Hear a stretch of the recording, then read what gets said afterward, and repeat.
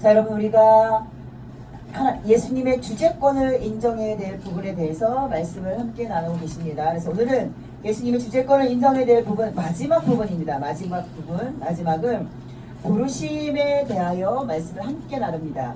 주재권을 인정해야 될 부분, 마지막 부르심. 마가복음 1장 16절로 20절입니다. 마가복음 1장 16절로 20절까지 같이 봅니다. 마가복음 1장 16절로 20절까지 같이 봅니다. 다 같이 봅니다. 시작. 갈릴리 해변으로 다니시다가 시몬과 그 형제 안드레가 바다에 금을 던지는 것을 보시니 저희는 어부라. 예수께서 가라사대 나를 따라오너라. 내가 너희로 사람을 낚는 어부가 되게 하리라 하시니 곧 그물을 버려두고 쫓으니라. 조금 더 가시다가 세베대의 아들 야고보와 그 형제 요한을 보시니 저희도 배에 있어 그물을 빚는데 곧 부르시니 그 아비 세베대를 사꾼들과 함께 배에 버려두고 예수를 따라가니라. 아멘. 여러분, 부름이라는 게 부르는 주체가 누구든 부르는 주체는 누군가를 부를 때 어떤 사람을 부를까요? 필요한 사람. 그렇죠. 필요한 사람을 부릅니다. 필요하지 않은 사람은 부르지 않아요. 그런데 만약에 필요한 사람을 불렀는데 그 필요한 사람 옆에 누군가 따라오면 초대받지 않는 손님이라고 얘기를 해요. 그러면서 근데 문제는 항상 세상에는 어떤 일이 벌어지냐면 초대받지 않은 사람으로 말미암아 항상 문제가 생겨요. 그런데 사실은 하나님 안에서도 마찬가지입니다. 여러분, 우리가 하나님께서 부르심이 무엇인가를 우리가 깊이 생각해 봐야 되는데요. 첫째, 부르심을 생각할 때 둘째, 뭐가 따라와야 될까요?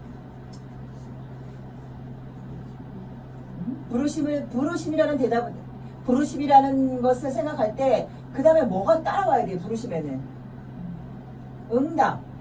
그 다음에 세 번째, 반드시 따라와야 될 게 있어요. 무엇일까요? 그렇죠, 행동. 요 세 가지는 세트입니다, 여러분.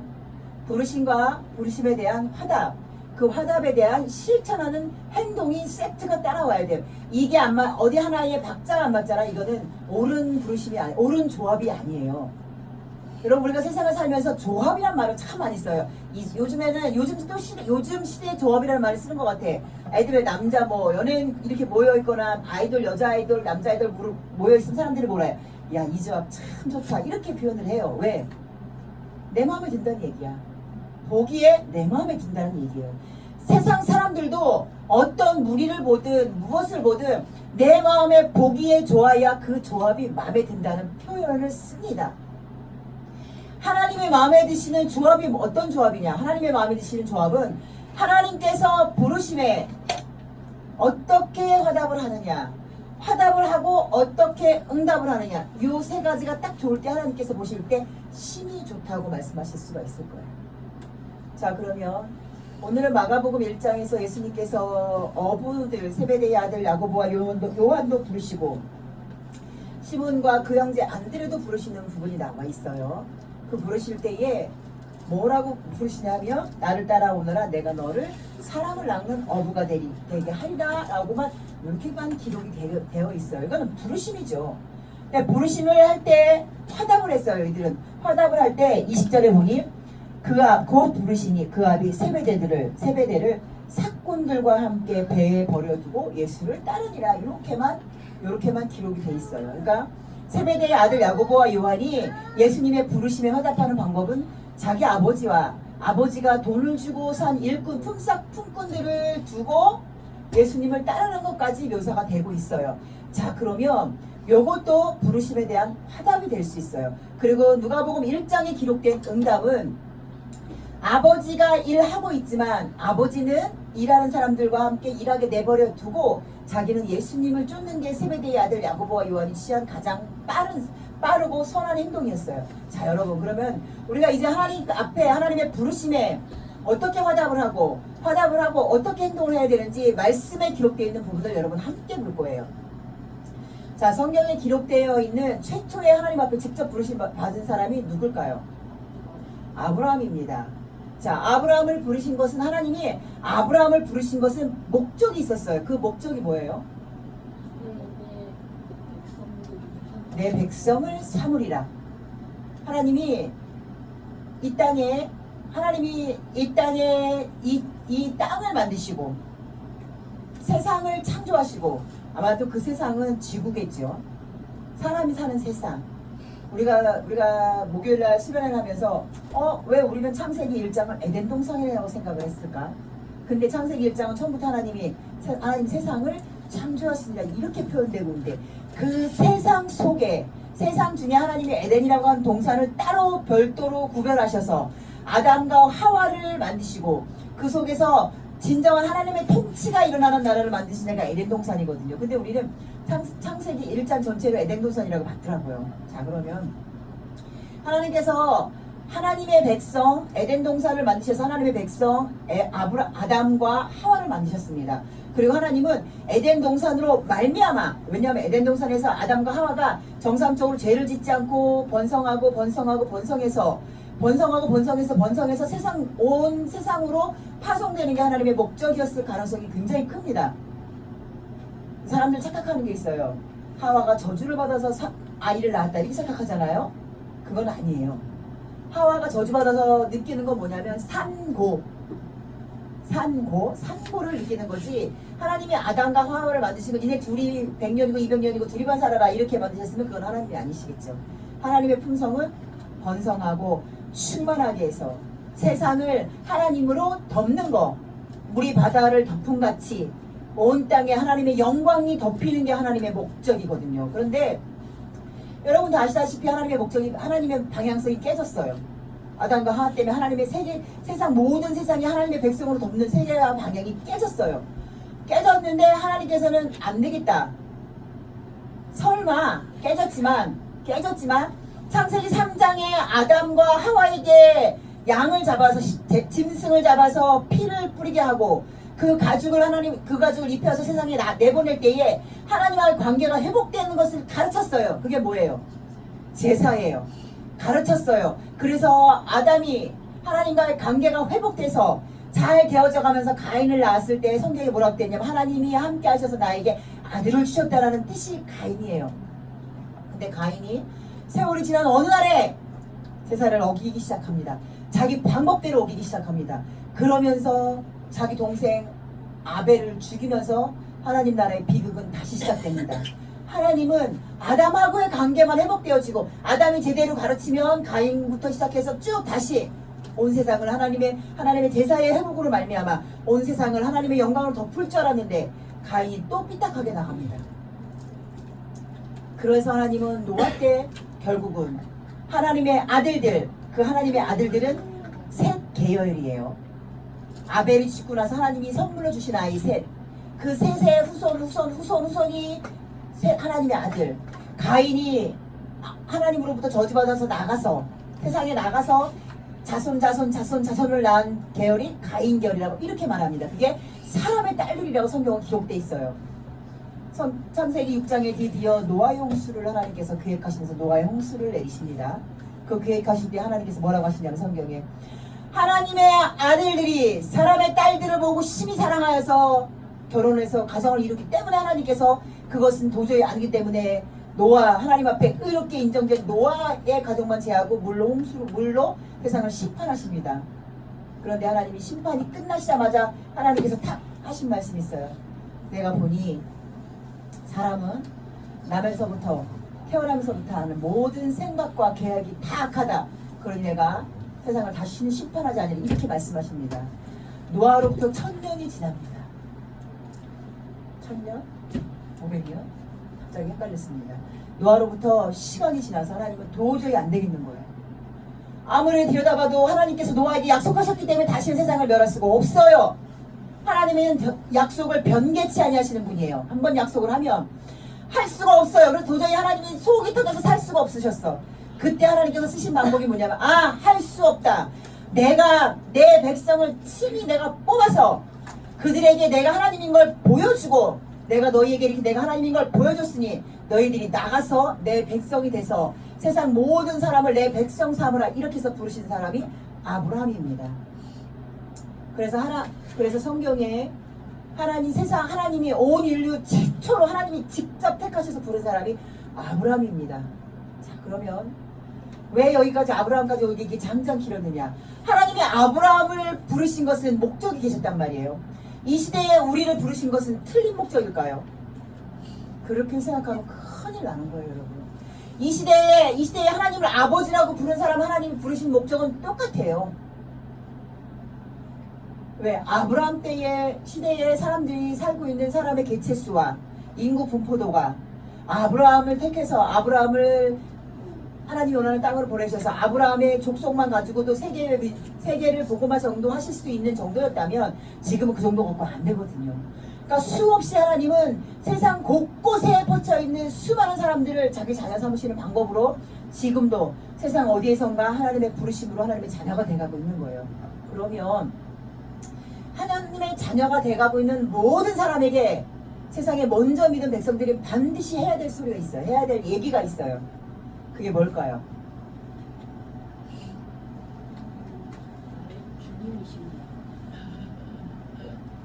그게 뭘까요? 제가 그랬죠. 제가 미리 말했잖아요. 하나님이 아브라함을 인류 최초의 하나님께서 부르신 사람이에요. 직접 부르신 사람이에요. 그리고 하나님이 아브라함에게 내가 이런 뜻이 있다, 목적이 있다. 그리고 너는 내가 가라고 지시할 땅, 앞으로 지시할 땅으로 계속 가라. 이렇게 해서 하나님 백성을 만들어 가십니다. 그럼 지금도 하나님은 하나님 백성 만들어 가시는 걸 쉬지 않고 일하신단 말이에요. 그러면 먼저 믿은 백성들, 모세가 모압 평지에서 이스라엘의 광야의 2세대들에게 무엇을 설계했습니까? 하나님이 우리 민족을 어떻게 데리고 여기까지 나오셨다. 하나님은 이런 하나님이다만 전했습니까? 그렇게 생각하시면 안 됩니다. 그거는 그렇게 생각하고 지금 그렇게 하기 때문에 교회들이 죽어가는 거예요. 그리고 모세가 꼭 뭘 당부했어요? 가나안 땅에 들어가서 어떻게 해야 되는데 첫 번째가 뭐였습니까? 죽여요. 간단하게. 가나안 땅에 들어갈 때에 남녀노소를 불구하고 모두 다 죽여라. 이게 하나님의 명령이었습니다. 자, 그러면 이 시대에 하나님의 아버지로 새롭게 택정받는 사람들에게 우리 먼저 믿은 백성들이 반드시 해야 될 말이 있어요. 무엇일까요? 죽여라 하면 안 다니겠죠. 자, 하나님께서 아브라함에게 하신 얘기가 뭐예요, 여러분? 그게 나와야지. 우리 저기 목요일날 말씀 수련했는데 왜 안 나와? 왜 안 나오는지 여러분 아세요? 여러분 우리 좀 전에 찬양 부를 때 여러분 찬양 잘 돼요? 나만 힘들었나요? 찬양 부를 때? 다 힘드셨죠? 왜 힘들었을까요? 수련회가 여러분에게 악으로 작용한 겁니다. 그게 어떤 방향으로 악한 방향으로 작용했는지 나는 알 수가 없어요. 왜? 각자의 삶을 통해서 여러분이 말씀을 어떻게 숙지를 전혀 하지 않은 거야. 전혀 상고하지 않은 거야. 이틀밖에 안 지나 3일밖에 안 지났는데 찬양 부르는 게 최근 몇 달 중에 제일 힘들었어요. 이런 거 별거 아닌 사인으로 보시면 여러분 큰일 납니다. 박자 안 맞지, 음정 하나도 안 맞지, 자꾸 늘어지지, 앞에서 치는 사람은 몸 달아서 계속 커지는데도 계속 늘어지지. 정신 차리십시오, 여러분. 수련회는 그래서 제가 안 한다고 했던 거예요, 처음에. 수련회가 잘하면 좋은 선한 영향력을 미쳐요. 말씀을 궁금하게 하고 기도가 하나님 앞에 기도하니까 내가 이렇게 내 영혼이 하나님을 향하여 밝아졌다 이거 느끼게 해요. 수련회 잘못하면 무슨 짓이 벌어지는 줄 알아요. 말씀 재밌네. 근데 내가 너무 잘하는 말씀이네. 이런 생각 들어가면 죽어요, 다. 그 말씀을 통해서 자만과 오만과 교만이 훅 들어가거든요.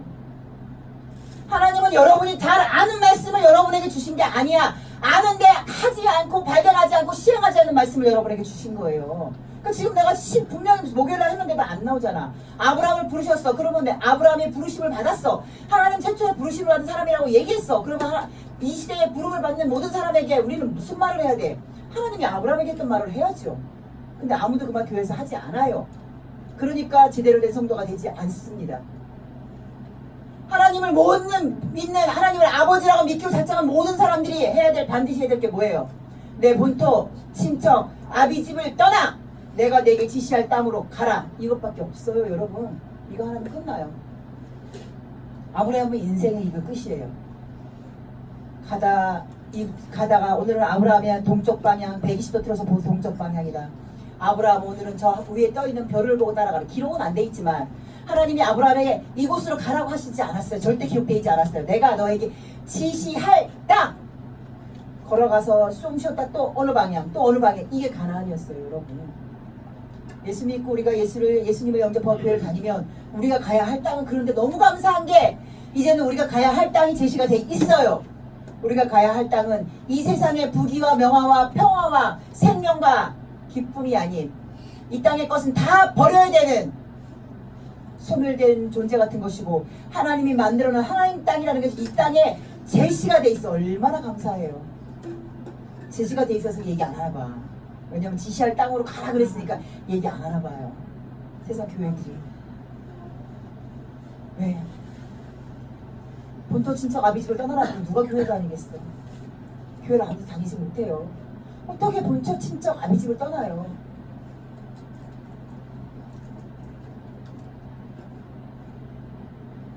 모세를 부르신 하나님을 볼까요? 모세에게 무엇을 명령하셨습니까? 거꾸로 가라. 널 죽이려고 하는 사람들 속으로 다시 들어가라. 아브라함과 대조가 되잖아요. 그때 모세는 두려웠습니다. 두려워 사람 앞에 계속 핑계대. 전 못 가요. 저는 말이 둔해요. 혀가 짧아요. 그래서 도저히 말 못해요. 엄청난 그 왕궁에서 교육을 40년이나 받은 모세가 두려움에 떨어서 못 간다고 합니다. 그때 하나님께서 말씀하십니다. 내가 너에게 할 말을 가르칠 거야. 내가 너에게 동역자를 붙여줄 거야. 세상 모든 지금 모세처럼 이미 하나님의 백성이 돼서 하나님의 나라를 지켜가고 있는 세상 모든 이 시대에 교회 다니는 사람들이 이 직분 감당하세요, 저 직분 감당하세요. 다 모세같이 말합니다. 저는요 능력이 없어서요. 저는요 뭐 세상적인 뭐 지식이 짧아서요. 저는요 체력이 너무 약해서요. 저는요 딸인 식구가 많아서 집안일을 많이 해야 집에 내가 돌볼 식구들이 많아요. 핑계가 한두 가지가 아닙니다.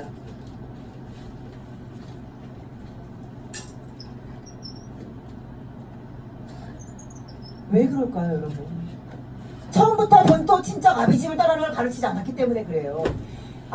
처음부터 하나님의 부르심을 받았어. 근데 이게 그 사람이 누구의 전도를 받고 하나님을 영접을 하든 아니면 자기 발로 교회로 왔든 그게 하나님의 부르심이라고 생각하지 않기 때문에 그래요. 이거를 잘못하면 사람들은 뭐라고 하냐면 장로교에서 말한 예정론이 아니에요. 그런데 성경에서는 예정론도 맞다고 말을 하고 있어요. 왜? 하나님이 아브라함을 택하셨잖아요. 그게 작정하고 미리 내가 BC 몇 년에 내가 저기 갈 때 우르 땅에 있다는 내가 아브라함을 택해야지. 그걸 기록되어 있지 않아요. 여러분 부정적으로 말하면 예정론이고 긍정적으로 말하면 부심이에요. 그 말이 그 말이에요. 그거를 꼭 예정론에 끼워 맞추는 지금도 신학자들이 문제인 거지. 예정 없이 하나님 우리가 택함 받았어요. 그렇지 않아요. 왜? 신약 성경에 보면 하나님께서 태초에 이미 우리를 태초부터 지금 AD 2000년도 AD 1900 몇십 년도 AD 1900 몇십 년도에 누구를 태어나게 할 것이다. 하나님이 우리를 태초부터 이미 씨앗을 만들으셨다고 말씀하셨거든요. 그럼 그건 예정은 아닐까요? 예정론은 아닌 예정입니다. 예정론이 아닌 예정이에요. 그렇기 때문에 여러분 우리가 하나님의 부르심이 뭔지를 처음부터 잘 가르쳐줘야 돼요. 성도들이 누군가에게 새 하나님을 영접하고 새로운 하나님의 백성이 됐다면 이것은 하나님이 당신을 부르셔서 하나님의 자녀 삼으시기를 원하셔서 하나님께서 저를 통하여 부르신 것이고 그 부르심에 예스라고 대답하신 겁니다 라고 반드시 가르쳐 주셔야 합니다. 그리고 그분이 그것을 인정할 때 인정해서 하나님을 궁금해하고 하나님의 사람이 되기로 작정을 했다면 결단을 내렸다면 그때 첫 번째 들어가야 될 게 무엇이냐. 그런데 부르심에는 반드시 필요한 것이 있습니다. 본토 친척 아비집을 떠나서 하나님이 원하시는 땅으로 가야 되는데 하나님께서 말씀하시기를 사람은 본토 친척 아비집을 떠나지 않으면 하나님 나라에 들어갈 수가 없기 때문에 본토 친척 아비집을 반드시 떠나야 합니다. 단서를 달아줘야 되겠죠. 그러나 그것이 짧은 사람은 몇 년 안에도 되고 더 짧은 사람은 몇 달 안에도 되지만 사람마다 다 차이가 있기 때문에 내가 당장에 본토 친척 아비집을 떠나지 못한다고 해서 하나님을 못 믿는 것으로 착각하시면 안 됩니다가 반드시 들어가셔야 돼요. 이 눈높이 교육이 안 들어가기 때문에 아무도 말을 못하는 거야. 본토 친척 아비집을 떠나라고 반드시 얘기해야 되는데 그걸 어떻게 얘기해? 그 얘기 들으면 사람들 교회 아무도 안 다닐 텐데 왜 자기들이 판단해서 교회를 다니는지 안 다니는지 하나님을 믿는지 안 믿는지 자기네들이 왜 판단하냐고요. 그게 바로 인간의 판단의 오류거든요. 그리고 말의 오류예요. 사람은 누구나 다 그릇이 다 틀려요. 어떤 사람은 진짜 1년도 안 돼서 철저히 결단하고 하나님의 백성 진짜 되는 사람 많아요. 그 중에. 그러나 30년을 다녀도 안 되는 사람이 있습니다. 그럼 30년을 다녔는데도 본토 친척 아비집을 완전히 떠나지 못했어. 그럼 그렇다고 그 사람이 하나님 백성이 아닐까요? 그렇진 않아요. 결단하지 못해서 민기적거리고 있지만 하나님을 아버지라 부르는 것에 있어서 하나님께서 왜냐하면 구약 때는 아니라고 하셨어요. 구약에는. 하지만 신약에는 하나님께서 그 방법을 바꾸셨거든. 왜? 인간이 안 되는 걸 하나님이 아셨어요. 아, 인간은 안 되는구나. 도저히 더 이상은 안 되는구나. 분명히 내 형상, 내 모양으로 지어서 인간으로 내가 보내놨기 때문에 삶을 보면 무조건 내 형상과 내 모습이 돼야 될 거라고 하나님은 아셨던 거지. 그래야 정상이거든. 근데 하나님이 뭐 실수라고 해야 되나? 오해하지 말고 들으세요. 하나님이 실수하신 게 뭐냐면 사람에게 자유의지를 주신 게 문제야. 하나님이 인간을 너무 사랑하셨어. 그래서 하나님이 얘들아 내가 이거 시킬 거야. 버튼 딱 누르고 지시 딱 눌러서 내 팔로 딱 삐리리가 오면 하나님 뜻대로 우리가 막 움직이는 그런 기계처럼 우리를 만들어 놓으신 게 아니야. 너무 사랑하시니까 네가 네 마음껏 선택해서 행동하라. 내가 그걸 존중하마. 이게 하나님이라는 거야. 이게. 그렇기 때문에 우리가 여러분 누군가에게 전도를 하고 자식이든 누군가든 전도를 해서 내가 품어서 하나님 백성은 되게 나로 인해 백성이 됐다면 그들에게 하나님하고 똑같은 마음을 가지셔야 돼요. 그들에게 가르칠 건 다 가르쳐야 됩니다. 그리고 선택은 어쩔 수 없이 그들의 몫입니다. 이 땅을 살아가고 한국에 있는 모든 믿는 부모들이 실수하는 게 그거야.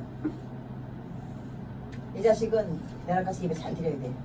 내 자식은 내가 가는 길을 똑같이 따라와야 돼. 내 자식은 남들보다 더 잘해야 돼. 왜? 먼저 믿은 집안이니까.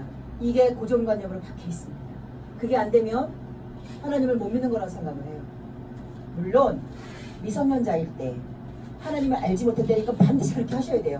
억지라도 끌고 가야 돼. 왜냐하면 가나안에서 갈대아우르에서 떠난 아브라함이 양이든 소든 길을 잃고 힘들어하면 막 그 사막에 버리고 갔을까요? 그렇지 않아요. 아브라함 품성은요. 롯도 데리고 나왔습니다. 본토 친척 아비집을 다 버리라고 했는데 롯이 삼촌 저는 삼촌 떠나면 죽습니다. 무조건 따라가겠습니다. 해서 롯도 데리고 나왔어요. 아브라함이 마음이 약한 분이에요. 그러니 다 떠나라고 했는데 그걸 데리고 나왔잖아요. 그래서 하나님이 뭐라고 하지 않습니다. 하나님의 품성이라면 너 처음부터 내 말 어겼어? 내가 본토 친척 아비집을 떠나라고 했으면 다 버리고 너만 나왔어야지. 사실 이게 정상이거든요. 그러나 하나님은 롯을 불쌍히 여긴 아브라함의 그 긍휼의 마음을 하나님께서 눈 감아주신 거예요. 그렇기 때문에 우리도 그 하나님의 긍휼의 마음을 우리도 세상 사람들을 바라볼 때 긍휼의 마음으로 눈 감아주셔야 됩니다. 그렇기 때문에 여러분 우리가 반드시 아까 말한 것처럼 아브라함이 롯을 향해서 그런 긍휼의 마음을 갖고 했던 것처럼 우리가 누군가가 나를 통해서 하나님을 만나게 된 계기가 돼. 누군가 나를 통해서 교회를 된 계기가 돼. 그럼 그들에게 우리는 반드시 철저하게 가르침에 철저하게 가르치네요. 여러분 문자 그대로만 가르치면 큰일 납니다. 문자 그대로를 가르치되 사람마다 차이가 있기 때문에 하나님께서는 그 차이를 인정하시는 분이다까지 철저하게 반드시 가르쳐야 됩니다. 그러면 시험 들 일이 없잖아.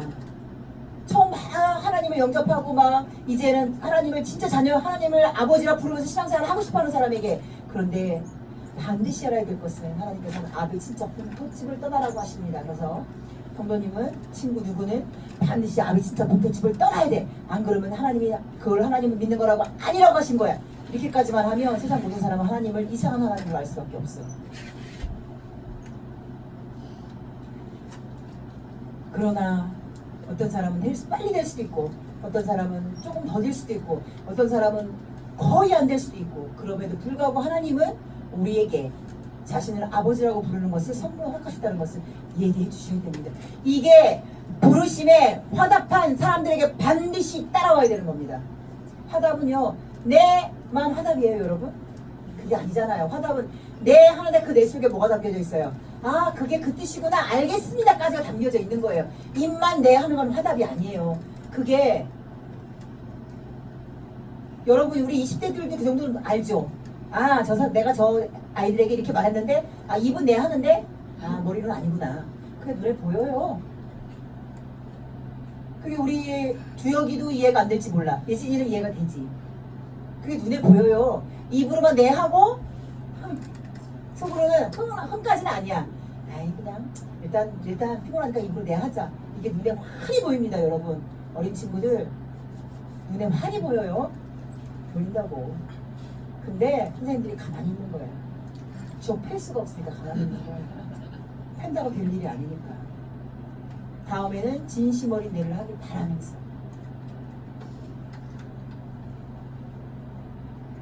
자 여러분 반드시 따라와야 될 행함. 그래서 아브라함은 떠났습니다. 근데 아까 좀 전에 말한 것처럼 떠남에 있어 사실은 오염이 좀 되기는 했어. 롯을 데리고 나왔기 때문에. 데리고 나오니까 문제가 발생이 돼 안 돼? 되잖아요. 싸움이 일잖아요.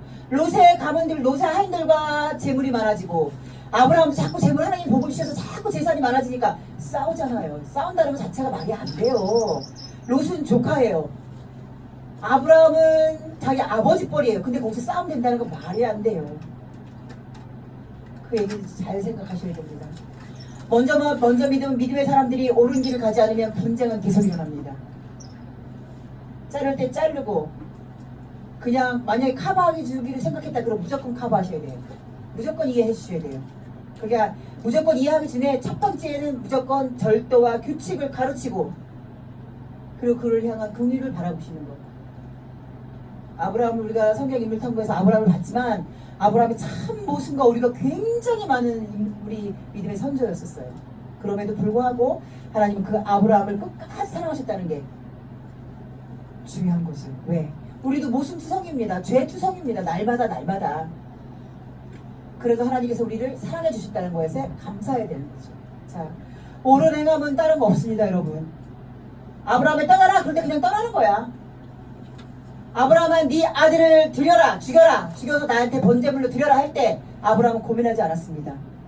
자기 아내 사라와 얘기하면 당연히 안 될까봐 듣고 새벽같이 일어나서 그냥 짐 챙겨 나무하고 아들만 데리고 하인 몇 명 데리고 칼 하나 딱 타고 그냥 떠난 겁니다.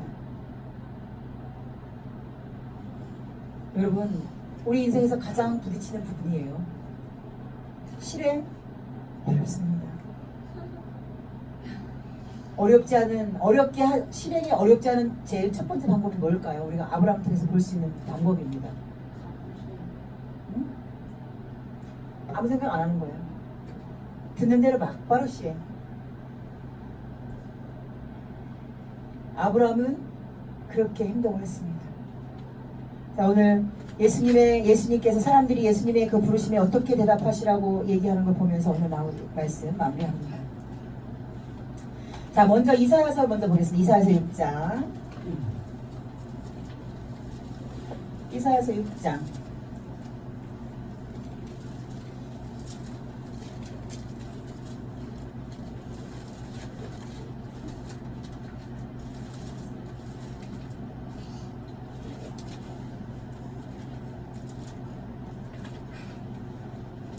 자 이사야서 6장의 내용을 보면 이사야가 환상을 보는 장면이에요. 스랍들이 섰는데 날개가 6이야. 하나는 입을 가리고 하나는 부끄러운 부분을 가리고 하나는 막 날개짓을 하면서 하나님 앞에 영광을 돌리는 부분이에요. 그러면서 하늘로부터 핀 숯, 빨갛게 핀 숯이 이사야에게 날라옵니다. 빨갛게 핀 숯이 이사야에게 날아오면서 입을 찢어버리는 거예요. 무섭죠? 여러분 환상으로 핀숯이 막 불이 빨갛게 타는 그 참숯불집에 갔을 때 불이 빨갛게 탄 참숯이 내 입에 딱 닿아봐. 무섭죠? 그 불이 데이면서 하나님께서 이사야에게 하시는 말씀이에요. 7절 봅니다. 그것을 내 입에 대며 가로되 보라 이것이 내 입에 닿았으니 내 악이 제하여졌고 내가 제사하여 졌느니라. 이렇게 하시면서 하나님이 뭐라고 하시냐면 가서 뭐라고 하시냐면 주의 목소리를 들은지 이르시되 내가 누구를 보내며 누가 우리를 위하여 갈고 이렇게 탄식하시는 소리가 들린 거예요. 탄식하는 소리가 이사야의 귀에 들리자마자 이사야가 뭐라고 말하냐 보세요. 시작. 다 같이 봅니다. 시작.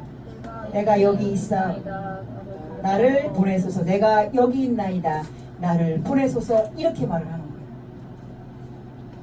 고민하고 생각한 게 아니에요.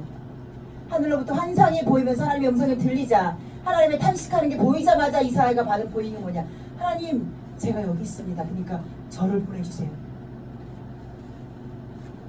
이사야는 이 뒤로 보잖아요. 이사야 선지자가 이 뒤로 하나님 앞에 택함을 받으면서 엄청 고초를 받아요. 한 몇 년 동안 벌거숭이로 하나님이 이사야에게 말을 해요. 너 홀딱 벗고 벌거숭이로 3년을 지내라. 쉽지 않습니다, 여러분. 하나님이 선지자들을 택하실 때 이 성경에 기록되어 있는 이 시대 때는 수없는 선지자가 굉장히 많았어요. 그러나 진짜 하나님의 음성을 듣고 진짜 하나님의 대언자가 될 수 있는 선지자를 택하시잖아요. 아이고 참. 진짜 하나님이 왜 이렇게까지 하시는지 몰라요. 왜 이렇게까지 하시는지 몰라요. 이사야는 벌거숭이로 3년을 노상에서 지내기도 합니다.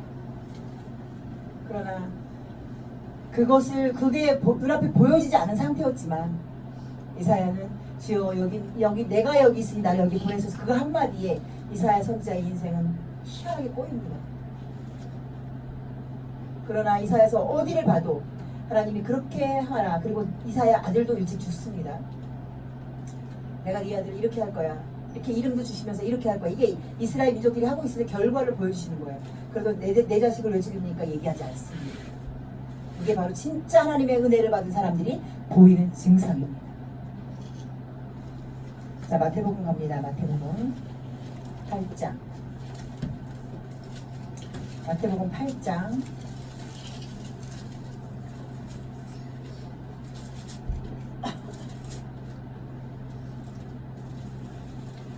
마태복음 8장에 보면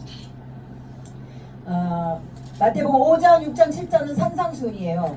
산상수훈을 마치고 이제 내려오시는 거야. 예수님이 내려오시는 거예요. 근데 막 백성들이 막 수없이 따라다니는 거예요. 따라다니는데 너무 말씀을 잘 들은 18절에 보면 뭐라고 되어 있냐면 예수께서 우리가 자기를 애워쌈을 보시고 저편으로 건너가기를 명하시니라. 한 서기관이 나와 예수께 말씀하되 선생님이여 어디로 가든지 저는 쫓으리이다. 예수께서 이르시되 여우도 굴이 있고 공중의 새도 거처가 있으되 오직 인자는 머리 둘 것이 없다 하시더라. 제자 중에 또 하나가 가로되 주여 나로 먼저 가서 내 부친을 장사하게 허락하옵소서. 다 같이 봅니다. 시작. 예수께서 가라사대 죽은 자들로 저희 죽은 자를 장사하게 하고 너는 나를 쫓으라 하시니라. 아멘. 여기서 말하는 제자들은 여러분 착각하시면 안 돼요. 12제자가 아니에요. 12제자는요 두 번절 예수님의 공생의 중간 부분에서 12제자가 완성이 돼요. 일찍부터 12제자가 아니야. 언제 그러면 몇 제자냐? 5제자. 예수님이 공생애를 시작하시고 두 번째 6월절이니까 2년이 지날 때까지는 5명밖에 없었어요. 제자가. 어떤 제자냐면 우리 아까 마가복음 1장에서 본 안드레, 베드로, 세베대의 아들 야고보, 요한일 것 같죠. 근데 여기서 세베대의 아들이 야고보, 요한이 아닐 거예요. 왜냐하면 요한복음 1장에 가면 예수님이 나다나엘을 부르시는 장면이 있어요. 거기 등장하는 인물이 누구냐면 빌립이에요. 이 사람들이 누구냐면 세례 요한의 제자들이에요. 세례 요한의 제자들이 예수님이 처음에 하신 일이 뭐야? 세례 요한에게 세례를 받으시는 거 보시고 비둘기가 성령같이 임하시는 걸 봤잖아요. 그리고 말씀을 펼치기 시작하시는데 너무 말씀이 들어. 그러니까 세례 요한의 제자들이 세례 요한의 제자들을 먼저 보내요. 들어봐라. 그래서 그때 들은 사람이 누구냐? 안드레, 베드로, 요한, 빌립, 나다나엘이에요. 5명이 두 번째 6월절 될 때까지만 5명이 제자로 다 같이 다녀요. 그리고 12명이 완성되는 시점이 언제냐? 두 번째 6월절이 지나요. 생각보다 우리가 생각하고 틀리죠. 성경의 흐름이 약간 좀 틀리기 때문에 그래요. 그래서 이때 제자는 누구냐? 이때 제자들은 누구냐? 예수님을 쫓는 70인의 제자가 있었어요. 70의 제자는 누구냐면 가는 곳마다 예수님의 제자로 그 열혈팬이라 그냥 저 시골서부터 시작해가지고 자기의 생을 다 포기하고 잼싸 들고 예수님을 따라다니는 열혈팬 70명이 있었어요. 그래서 예수님이 마지막 유월절을 마지막 유월절을 예루살렘에서 보내지 않고 갈릴리 지역에서 보낼 때 예수님이 예루살렘 지역으로 먼저 70인의 전도단을 파송해요. 이제 마지막이야. 너희들이 가서 하나님의 말씀을 전하면 내가 들어가면서 종지부를 딱 찍고 나는 십자가에 죽어야 돼. 그래서 70인의 전도단을 파송한 그 주의 제자들이. 그런데 12제자가 아닌 그 제자들 중에도 하나님께서 예수님께서 뭐라고 하시냐? 제가 예수님을 따라다녀야 되는데요. 예수님 아무래도 아버지가 연로합니다. 그러니까 제가 가서 아버지를 장사를 지내고 다시 제가 돌아오겠습니다. 할 때 예수님께서 철저하게 칼처럼 말합니다. 죽은 자의 장사는 죽은 자가 지낼 것이다. 죽은 자를 미련 없이 죽은 자를 돌아보지 말고 너는 나를 따르라 이렇게 말씀하시죠. 여러분 예수님 성품에 그래 난 아직 시간이 좀 있으니까 가서 장사 지내고 다시 와라 이래야 될 것 같잖아요. 그렇죠? 그렇지 않아요. 왜? 그건 죽은 길이기 때문에 그래요. 산 길이 아닙니다. 죽은 자를 돌아봐서 내가 가슴 아파하고 죽은 자를 돌아봐서 내가 그의 뒤로 살펴주는 건 하나님이 원하시는 게 아니에요. 근데 우리가 구별 못하는 게 있어요. 뭘 구별 못하느냐? 그 사람이 진짜 죽은 자인지 아니면 가망성 있는 자인지를 구별 못하는 것 뿐이에요. 이 구별은 여러분은 못합니다. 여러분 속에 있는 성령 하나님만 하실 수 있습니다. 그렇기 때문에 여러분 그래서 성령 하나님을 부르짖으라고 하는 거예요. 그러나 우리가 끝까지 놓치지 말아야 할 한 가지는 뭐냐? 하나님은 모든 사람 한 사람이 회개하고 돌아올 때 기다리신다는 얘기예요. 그래서 내가 저 사람을 누군가를 향해서 내 가족 중에 누군가를 향해서 저 사람은 하나님 앞에 이제 완전히 가치가 없는 죽은 자라고 판단을 하려면 성령 하나님 앞에 최소한 진짜 내가 죽을 힘을 다해서 세 번은 기도해 보셔야 됩니다. 이거는 제가 말했습니다. 썰렁썰렁 3번 100번이 아니야. 생명 걸고 3번 해보세요. 그리고 도저히 안 된다. 그러면 예수님도 얘기하셨거든요. 네 발에 있는 먼지까지 탈탈 털어버려라. 네. 그 사람이 복음이 안 들어가는 거예요. 건면을 안 받는 거예요. 우리가 얼마나 고통스러워. 내 하나님 앞에서는요. 저 영혼도 중요하지만 지금 현재 내 영혼이 가장 중요한 거예요. 각자 여러분 그렇게 생각하시면 딱 맞는 진리입니다. 이게. 여러분 이 시대를 살아가고 있는 우리에게도 반드시 필요한 것은 본토 친척 아비집을 떠나서 하나님께서 원하시는 그 길을 가되 뒤를 돌아보지 않는 것이 가장 하나님께서 원하시는 방법이라는 것을 여러분이 반드시 기억하셔야 됩니다. 이게 본질이에요. 우리의 본질은 뭐다? 하나님이 나를 사랑하셔서 세상을 만드시고 세상을 나에게 다 허락하셔서 하나님 대신 이 세상을 지배하고 다스리고 사랑해주고 이 세상을 품으라고 날 자녀 삼으셨는데 내가 그것을 하지 못하기 때문에 예수님께서 세상에 오셔서 나 대신 십자가에 돌아가셔서 나에게 그 예수의 피를 의지해서 다시 이 땅에 살아가는 동안 세상 사람들과 섞이지 않고 세상 사람들에게 물들지 않고 하나님의 자녀로 세상을 뒤로 하고 하나님을 바라보면서 하나님의 능력으로 세상을 정복해 나가는 것, 이게 우리의 본질. 이게 창세기 1장부터 요한계시록까지 나오는 얘기입니다. 이게 잘된 사람만 가는 데가 천국이에요. 이게 적당히 된 사람은 첫째 부활은 감당할 수 있어요. 첫째 부활은 체험할 수 있어요. 그러나 이게 적당히 됐던 사람은 절대 둘째 부활은 참여하지 못합니다. 이게 계시록 내용입니다. 되게 간단하죠? 창세기 1장부터 계시록 22장까지 끝났습니다, 여러분. 성경이 어렵지 않아요. 이 시선으로 다 기록이 되어 있어요. 이 시선에서 벗어난 사사기 때 시대는 어땠다? 이게 사사기 내용이고 이 시대 때 하나님께서 다윗이라고 하는 정말 좋은 왕을 세우기 위해서 반드시 등장이 될 여인이 누구다? 룻이다. 그래서 루키가 등장하고 이게 성경이에요. 굉장히 쉽습니다. 여러분의 성경을 본질을 모르니까 성경이 어려운 거예요. 왜냐하면 맨날 이상한 소리만 하는 것 같아. 아니 이 사람들이 이렇게 죄짓고 이게 나랑 무슨 상관이야? 왜? 지금도 내가 그 사람들의 반열 속에 끼어 있으니까 나보고 알라고 하시는 얘기예요.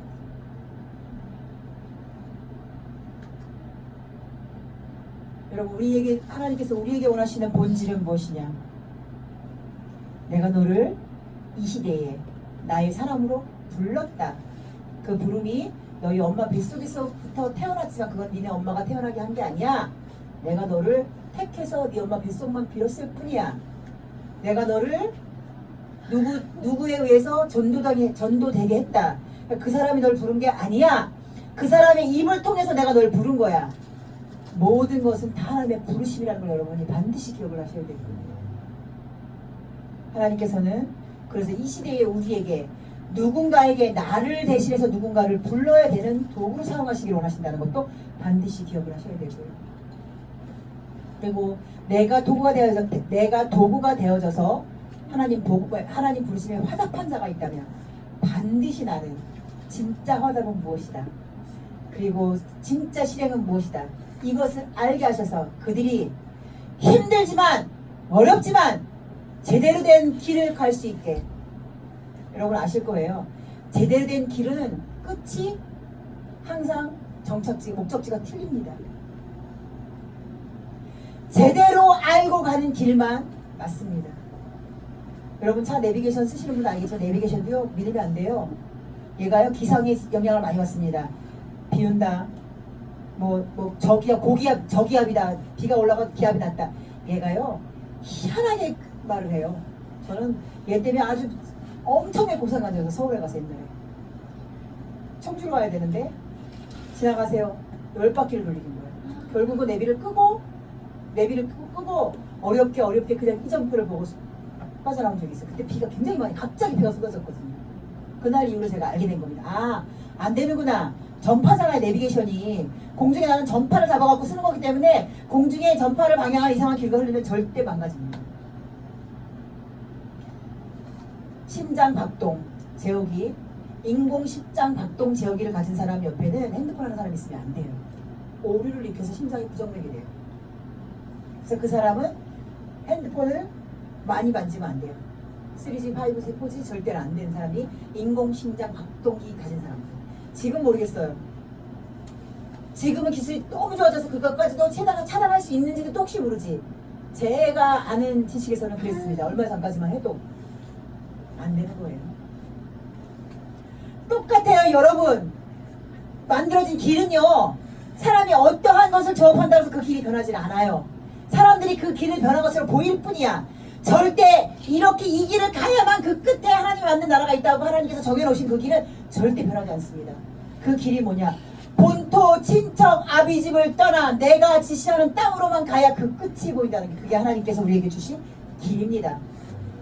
그 길에는 그거는 구약이잖아요. 근데 얼마나 좋아요. 신약에 와서 예수님께서 반드시 말씀, 내가 길이야. 나만 따라오면 돼. 얼마나 쉬운지 몰라요. 우리는요, 구약에 살았으면 다 죽었을지도 몰라요. 신약에 살았어도 죽었을지도 모르지. 옆집 살던 청년이 갑자기 내가 하나님이라고 나타나는데 누가 그 길을 따라가겠어요? 그러니 우리는요, 특별히 하나님 앞에 사랑받는 존재라는 것을 여러분이 반드시 기억하시기 바랍니다. 여러분의 부르심이 이렇게 하나님 앞에 큰 뜻이 있다는 것을 여러분이 아멘 하셨으면, 여러분이 진심 어린 화답과 진심 하나님께서 원하시는 온전한 실행을 통하여서 하나님이 기뻐하시는 거룩한 부르심에 옳은 행실을 하는 거룩한 하나님의 자녀가 되기를 예수님의 이름으로 부탁드립니다. 찬송가 부르시고 오늘 말씀